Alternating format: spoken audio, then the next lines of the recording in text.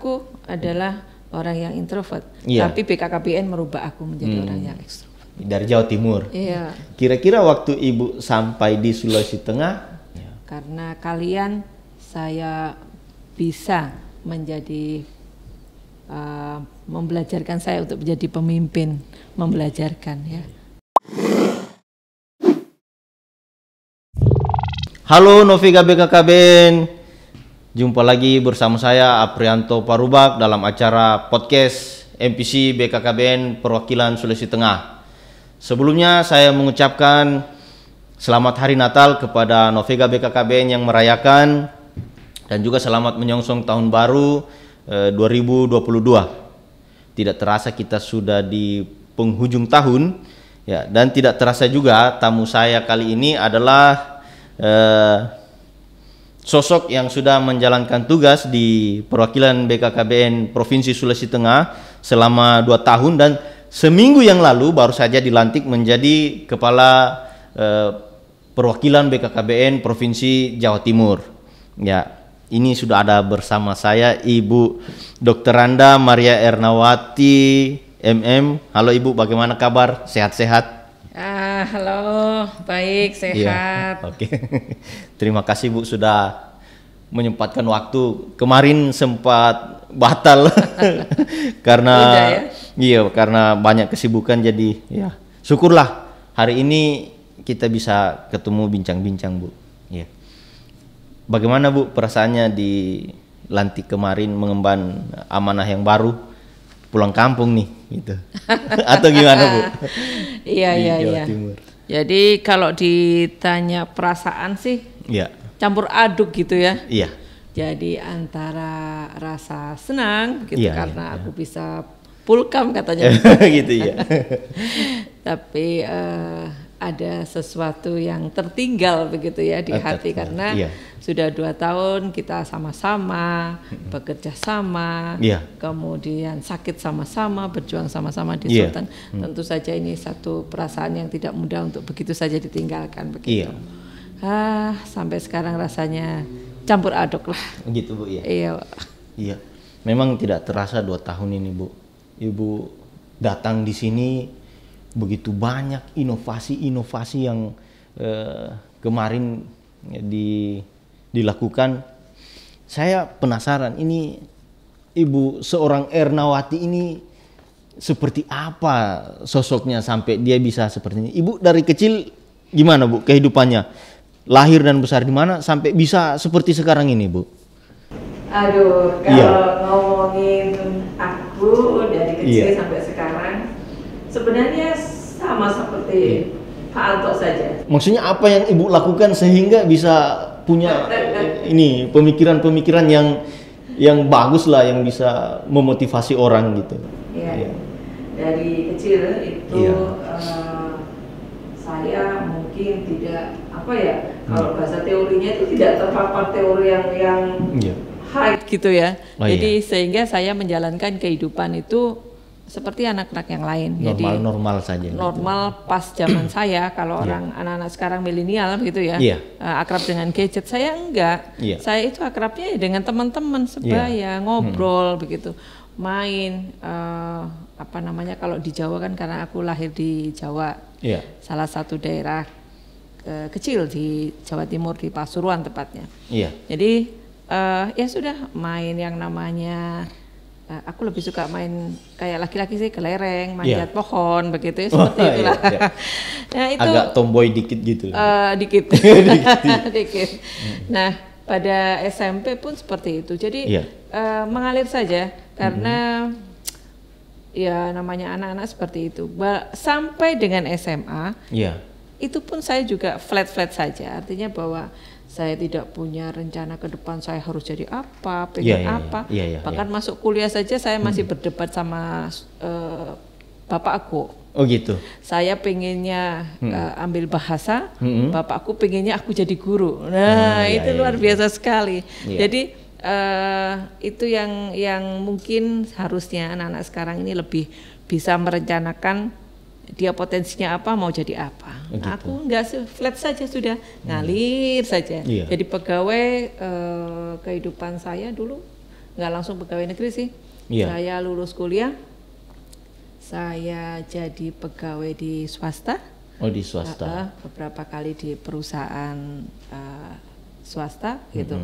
Kemudian baru saya bergabung di ASN itu pada tahun 1992.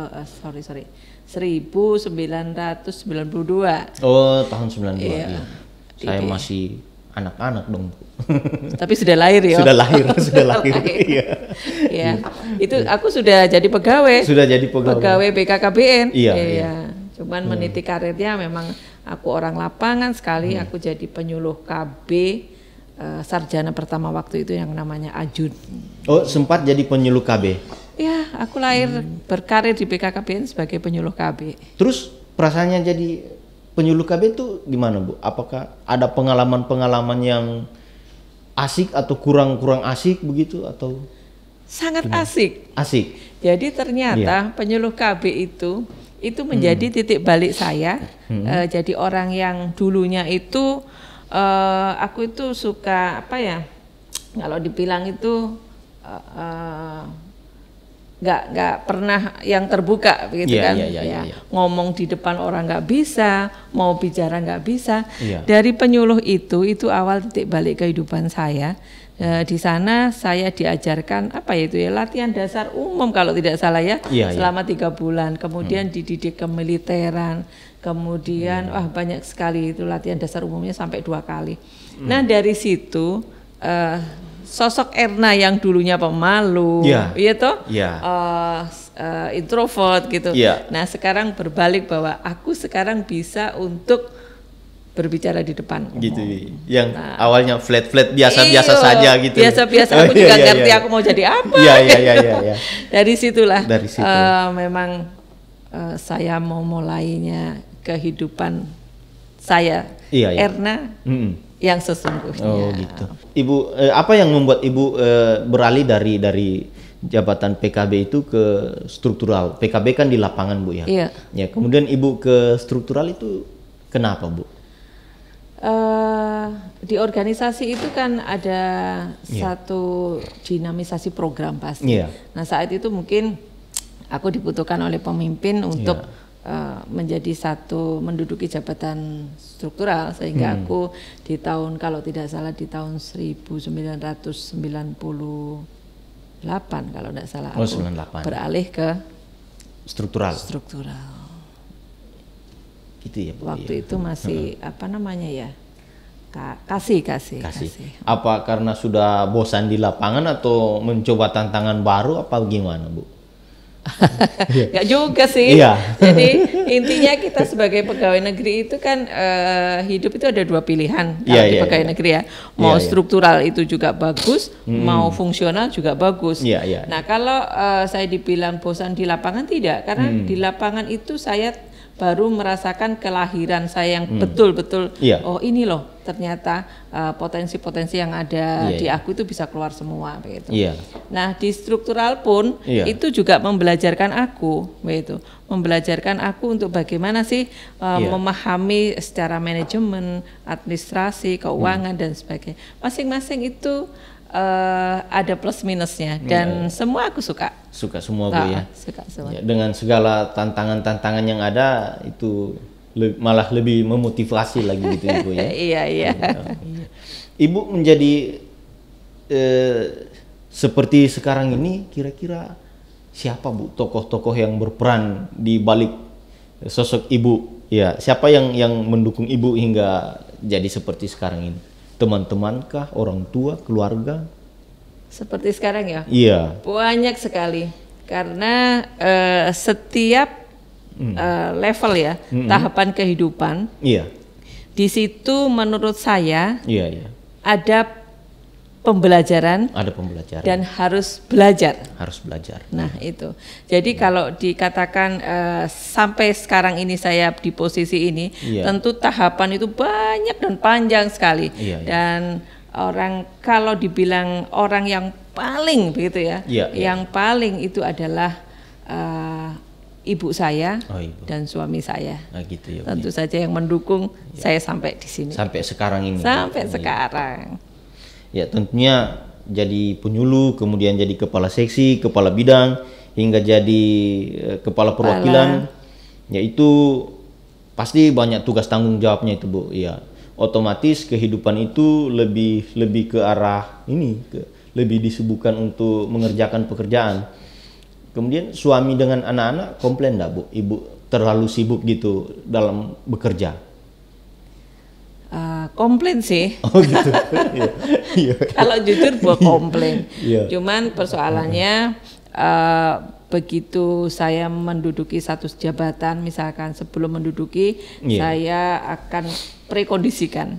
Artinya saya mengkondisikan anak-anak dan suami saya, boleh nggak sih kalau misalkan saya menduduki ini dengan konsekuensi bla bla bla, kalau gitu kan. Jadi sudah dijelaskan secara awal. Jadi bla bla bla gitu kan, sehingga saat menjadi kepala dan harus berpisah jauh dari keluarga, itu pun juga atas kesepakatan kita sama-sama dan tentu saja izin dari suami. Itu. Artinya sudah paham bahwa ini ada konsekuensinya. Iya. Jadi ketika nanti ke Sulawesi Tengah jauh itu sudah konsekuensinya juga sudah ada. 2 tahun LDR dengan keluarga. Terkhusus suami dengan anak-anak. Terus tips-tipsnya itu untuk menjaga hubungan agar komunikasi selalu baik itu gimana, Bu? Ya, komunikasi itu memang yang baik itu langsung sih. Jadi saya berusaha untuk pulang lah paling tidak 1 bulan sekali untuk bertemu dengan anak, cucu dan suami begitu.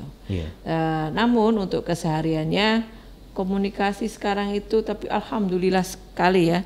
Jadi di saat seperti ini, apalagi di pandemik seperti ini, kita nggak bisa berjumpa langsung. Ada teknologi yang bisa menghantarkan kita untuk berkomunikasi. Memanfaatkan teknologi. Betul. WhatsApp, video call gitu, Bu. Semua dimanfaatkan. IG. Aduh. Ya, Ibu di awal menjadi seorang leader itu pernah enggak Ibu kayak bentrok antara ego sendiri dengan tim kerja atau dengan bawahan? Kira-kira Ibu gimana tuh mensiasati ego-ego keinginan yang ternyata mungkin ada berseberangan gitu dengan bawahan-bawahan atau tim-tim kerja yang lain? Iya, ada sih. Iya. Tentu ada kan? Iya. Gak mungkin lah kita itu dari latar belakang yang berbeda, pendidikan berbeda, budaya berbeda, kemudian kita kebiasaan, jadi satu tim gitu kan. Kemudian ego itu ada, pasti ada. Cuman saat itu saya harus juga belajar menjadi seorang pimpinan yang baik dengan cara melakukan satu kerja tim. Jadi kalau dalam satu tim itu kita sebagai mitra. Saya mendudukkan diri saya sebagai mitra kerja dari teman-teman. Tapi di saat mengambil keputusan, saya mendudukkan diri saya sebagai leader. Gitu. Jadi ya harus dinaik turunkan lah ego. Menyesuaikan dengan situasi dan kondisi yang ada. Jadi namanya satu tim baru kenal juga. Dari ada orang Bali, ada orang Kaili, ada orang mana itu? Bugis. Nah, kemudian kita dalam satu tim. Nah, itu tentu bukan persoalan mudah untuk kita menjadi satu tim yang solid. Mana karakter berbeda-beda lah itu. Pasti ada satu komunikasi yang intens. Kemudian bagaimana kita harus mendiskusikan semua komitmen untuk sepakat mencapai tujuan itu. Itu saja. Jadi dari tahun 92 sampai tahun 2021, sekarang sudah mau 2002, lumayan panjang, Bu, itu. Itu pernah enggak Ibu merasakan bosan begitu, semacam kurang semangat gitu atau bagaimana?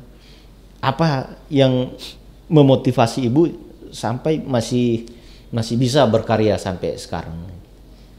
Kebosanan pasti ada. Sekian tahun duduk dalam satu organisasi. Satu organisasi. Iya, yang BKKBN ini dulu kan spesifik sekali ya. Spesifik. Jadi kerjanya mungkin itu saja Bu ya. Itu saja dari 92 sampai sekarang. Iya. Cuman persoalannya untuk mengatasi kejenuhan itu yang pertama libur. Memanfaatkan waktu libur. Iya, jadi ada cuti, saya cuti, atau masyarakat libur, saya libur, saya gunakan hobi saya sesuai dengan kesenangan saya. Kemudian baru fresh lagi, saya bekerja lagi. Itu yang pertama. Yang kedua, tentunya saya dalam melaksanakan tugas, kalau yang rutin biasa pasti akan jadi jenuh kerjaan itu. Nah, saya itu orangnya usil dari kecil. Iya. Suka, kalau misalkan aku kerja ini gimana ya? Nah, justru keusilan saya ini yang mungkin membawa saya itu lebih memacu untuk kreativitas saya dalam melaksanakan pekerjaan di setiap jenjang. Suasana kerja juga jadi lebih enak gitu Bu ya? Iya. Jadi termasuk suasana kerja. Iya, jadi misalkan dalam suasana kerja saat saya jadi staff, ya tentu saja porsinya staff, bercandanya juga staff begitu. Tapi nanti di level berikutnya tentunya saya membawa suasana tim kerja saya ini lebih kreatif itu dengan jalan itu tadi. Ya saat ada pressure untuk target begitu ya. Itu tidak saya bawa untuk yang formal. Justru saya lebih banyak untuk fun tapi tercapai tujuan. Terus gimana tuh caranya Bu untuk mendapatkan inspirasi ketika pekerjaan ini banyak tuh, untuk mendapatkan ide-ide dalam bekerja gitu, untuk bisa berinovasi, menyelesaikan pekerjaan dengan baik. Itu cara Ibu untuk menghasilkan ide, mendapatkan inspirasi kayak bagaimana Bu? Banyak hal. Iya. Jadi dari dulu itu saya suka sekali bekerja dengan tim. Saya tidak suka bekerja sendiri. Oh gitu. Nah itu inspirasinya bisa dari saya, inspirasinya bisa dari tim. Dari tim. Iya. Itu nanti kita padukan. Atau bisa saya dengan tim. Itu kita padukan. Untuk kalau Ibu haus boleh minum. Ini bukan gimmick loh Bu, ini asli. Iya asli. Boleh diminum jadi ya. Boleh diminum. Iya. Ini nggak endorse kan? Bukan, makanya dibuka anunya nih. Dibuka apa? Oke, kita lanjut Bu. Iya. Jadi ada pepatah Bu, sepandai-pandai tupai melompat pasti pernah jatuh juga. Iya.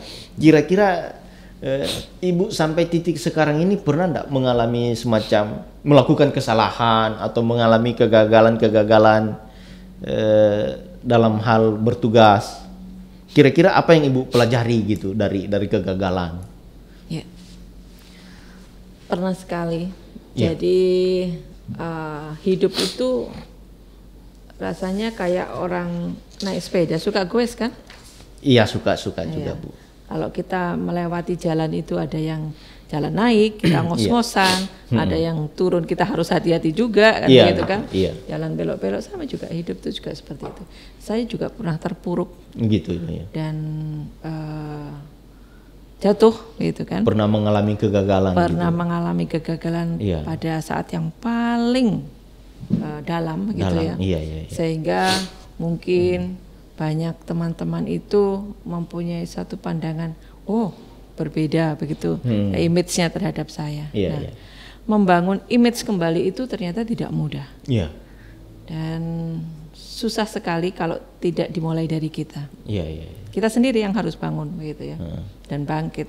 Makanya tadi saya bilang bahwa ternyata di setiap level kehidupan ini saya harus belajar, itu yang pertama. Harus belajar kepada siapa? Semua saja. Tentu saja belajar secara agama harus juga lebih paham. Belajar untuk memahami orang. Belajar untuk bersabar. Belajar apapun lah. Gitu. hidup itu sampai sekarang pun saya juga tetap belajar gitu, Bu, ya. Pada posisi. Yang kedua, ada pembelajaran di sana. Iya. Saya yakin Tuhan pasti memberikan pembelajaran kepada saya. Saat saya jatuh sekali untuk menjadi bangun, itu ada pembelajaran. Ada pembelajaran, ada pengalaman-pengalaman gitu. Iya, saya bagaimana harus bangkit. Gitu. Artinya prestasi-prestasi yang dicapai sampai saat ini itu bukan sesuatu yang instan gitu, Bu ya. Jadi ada proses jatuh bangunnya juga. Iya, pasti. Iya. Ya memang harus seperti itu, Bu ya. Nggak bisa kita instan-instan. Hanya mie mungkin yang bisa instan, Bu ya. Mie instan. Mie instan ya. Ya. Oke, Bu. Jadi Ibu selama 2 tahun di sini di Sulteng ya? Di Sulteng. Kira-kira momen-momen yang paling berkesan menurut Ibu, peristiwa-peristiwa apa itu kira-kira yang paling melekat? Yang paling melekat? Ya, yang paling berkesan lah. Iya. Jadi begitu aku datang, aku itu orang Jawa. Iya. Yang sama sekali tidak tahu budaya dan bahasa. Begitu saya datang, orang sini bilang tabe. Apa sih itu tabe? Itu. Yang pertama saya ingat tabe. Terus kemudian saya ingat karena tadi Pak Anto bilang mie. Kenapa selalu ada mie di sini ya? Oh iya. Iya kan? Iya mie. Iya. Nah itulah. Jadi bahasa. Pergi mie gitu. Berhenti mie. Pergi Jo. Itulah. Jo mie gitu. Jo mie, banyak jo. Tabe. Iya. Gitu. Tapi ini menjadikan kita kaya gitu loh. Gitu, artinya bahwa dialek-dialek yang kurang dipahami gitu, Bu ya. Iya betul. Iya. Dan kadang nggak sinkron juga begitu. Aku ngomong apa diterimanya di sana. Iya. Itu. Iya. Kira-kira, Bu, satu kata untuk menggambarkan BKKBN Sulawesi Tengah. Ya. Apa gitu? Satu kata. Mantap. Kurang. Oh gitu, Bu. Mantap. Kenapa mantap, Bu? Kita bayangkan Sulawesi Tengah. Iya. Yang luas wilayahnya gede sekali. Iya. Saya juga baru terheran-heran begitu sampai di Sulawesi Tengah. Ternyata kalau harus ke paling ujung mana itu? Banggai Laut. Banggai itu Morowali. Jalan darat kan 16 sampai 17 jam ya? Oh iya. Luar biasa. Kemudian harus ke Toli Buol. Oh iya. Betul. Dengan luas wilayah sedemikian besar, penduduknya walaupun tidak terlalu besar, tetapi persebarannya ini yang luar biasa. Iya. Sehingga ini saya pertama kali bisa enggak ya saya ini seorang perempuan gitu. Di Sulawesi Tengah yang demikian sulit medannya. Kondisi geografi. Iya. Sarana prasarana jaringannya juga bagus. Jaringan komunikasinya, Bu ya. Iya itu. Tapi itu tadi karena kita bersama, kita buat tim. Ada banyak pemikiran, ada banyak inovasi, kreativitas yang kita bangun sama-sama di Sulteng. Alhamdulillah sekarang banyak yang sudah tercapai di Sulteng. Yang paling sering tantangan-tantangan yang didapatkan di Sulteng apa saja, Bu? Yang paling sering didapatkan itu masalah komunikasi gitu ya, budaya. Iya. Tabrakan budaya gitu atau gimana? Enggak juga. Kalau itu sih masih shock bisa kita atasi. Gitu. Bisa diatasi. Kan ada bahasa Indonesia nih, bahasa ibu ya. Cuman itu tadi jangkauan wilayah yang sangat luas. Kemudian pandemik juga. Sehingga saya harus menghubungi ke kabupaten kota itu sulit sekali. Tapi alhamdulillah ya sekarang ada WA group walaupun mungkin tidak bisa cepat karena itu tadi jaringan dan sebagainya, maka saya terima saja misalkan gitu, pesan saya sekarang dibacanya besok atau sore, tapi ada. Ibu kan dari Jatim ini, dari Jawa Timur. Kira-kira waktu Ibu sampai di Sulawesi Tengah ada enggak semacam ini sama persis seperti di Jawa Timur gitu? Apakah di Sulawesi Tengah dengan di Jawa Timur itu ada persamaan-persamaan gitu yang Ibu dapatkan? Sama ya, sama-sama kita ngelola program Bangga Kencananya sama. ASN-nya juga sama-sama gitu, pernah dilantik dan sebagainya, sama-sama pernah diklat juga sama. Gitu. Soalnya tadi kan kita ngomong terlalu banyak mungkin perbedaan-perbedaan gitu ya, termasuk dialek-dialek. Ya makanya saya persamaannya ya persamaannya. Sama lah, kita gitu. ASN sama-sama pernah dilantik, kita sama-sama pernah dilatih kan begitu ya. Ya artinya bahwa secara program itu kita dari start itu sama. Sama, iya. Sama. Iya. Dan tentu saja ini biasanya saya itu duduk begitu ya. Iya. Yang saya lihat itu adalah kondisi dan data. Gitu. Pasti ya.